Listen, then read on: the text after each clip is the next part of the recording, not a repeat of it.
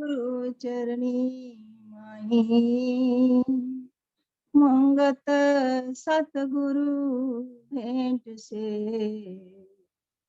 फिर गर्भ नहीं आई। बार बार करु वंदना,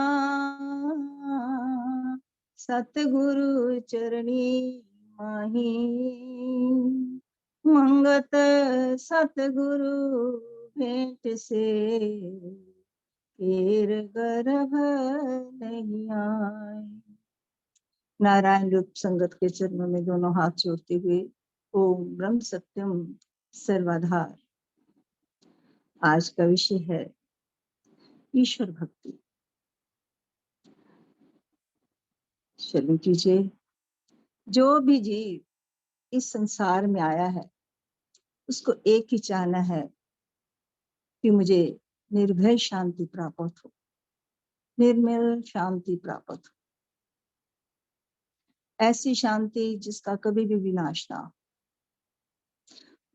और ऐसी शांति तो ईश्वर के प्यारों को ही मिल सकती है, जो कि ईश्वर की भक्ति में ही है। लेकिन ईश्वर भक्ति क्या है?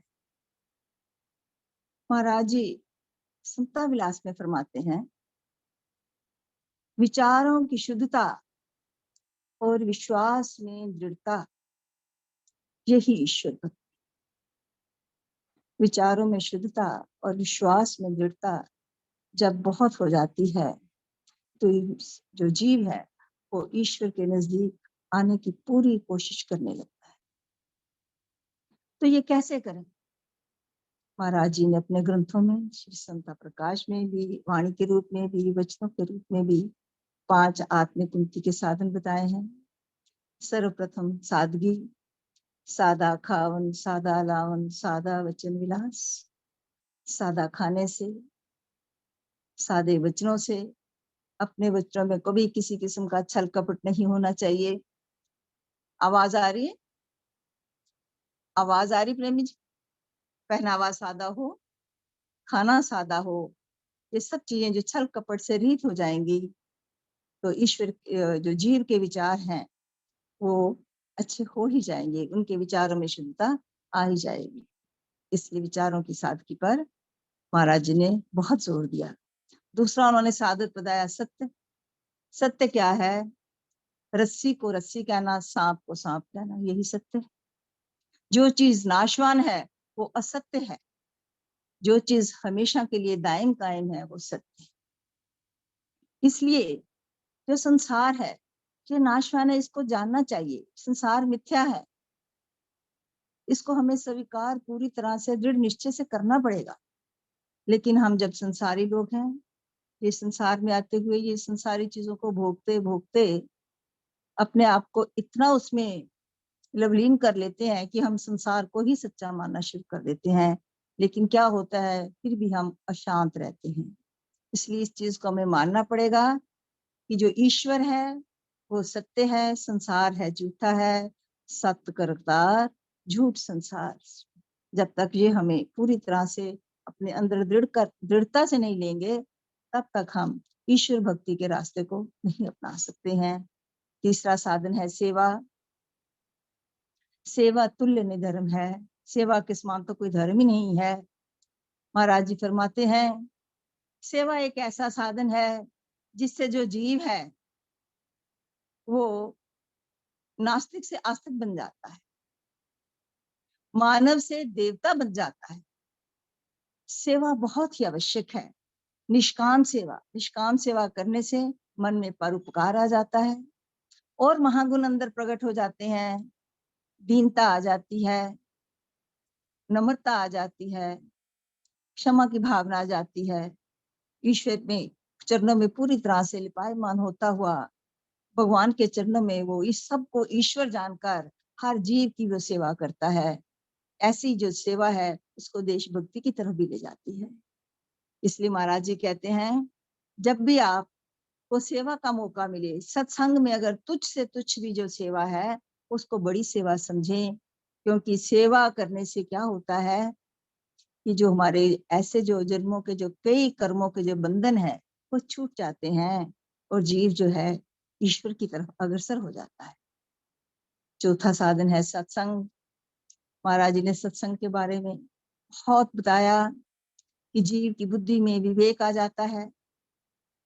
सत्संग तो एक नौका है जिस पर सवार होकर इंसान इस भव सागर से पार हो सकता है।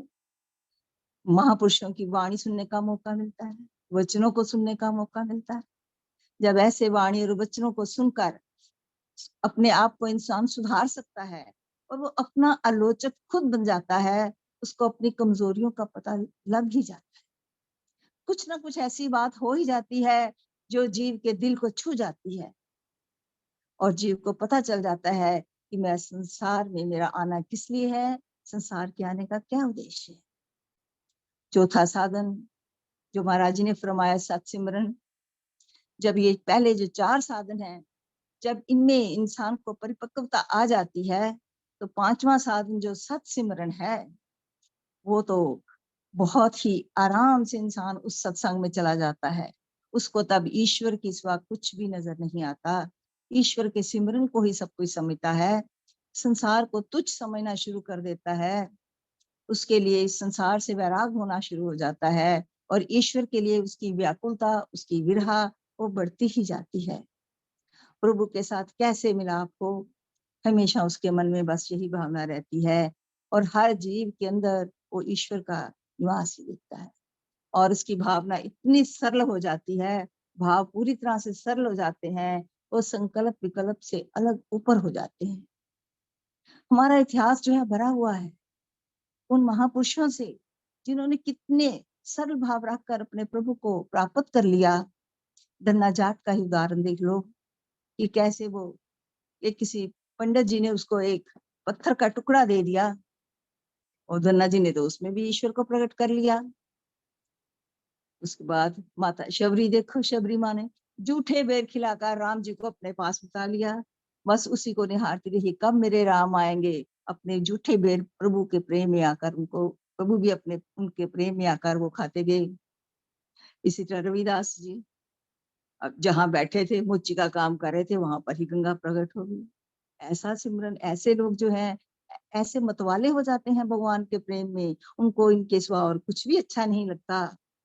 सबसे देखो बड़ी बात विदुर और विदुरानी जो दुर्योधन का छोड़कर एक जंगल में तपस्या कर रहे हैं, वहां पर जो विदुरानी है वो अपने प्रभु को याद कर रही है, वहां भगवान प्रकट होते हैं। उसकी पुकार को बड़ी आराम से सुना।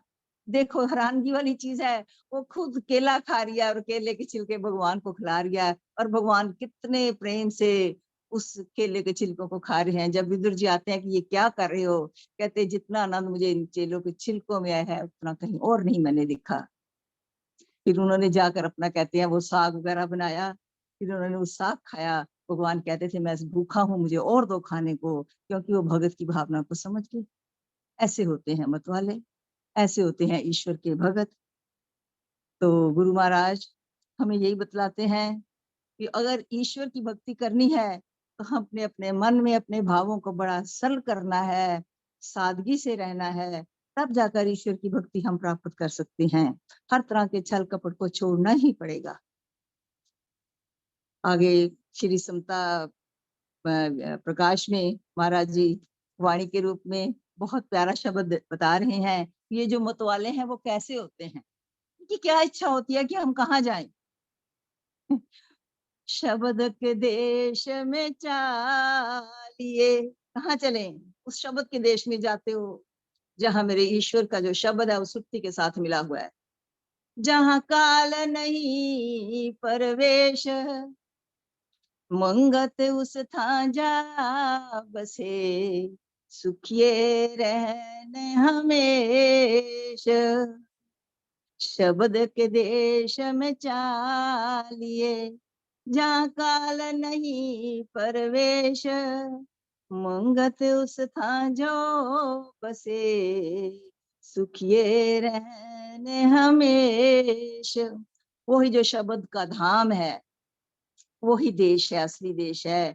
जो ईश्वर का भगत है बस वो उसी जगह प्रवेश करना चाहता है जहां पर कोई भी काल उसको किसी तरीके का उस पर हस्तक्षेप ना करे।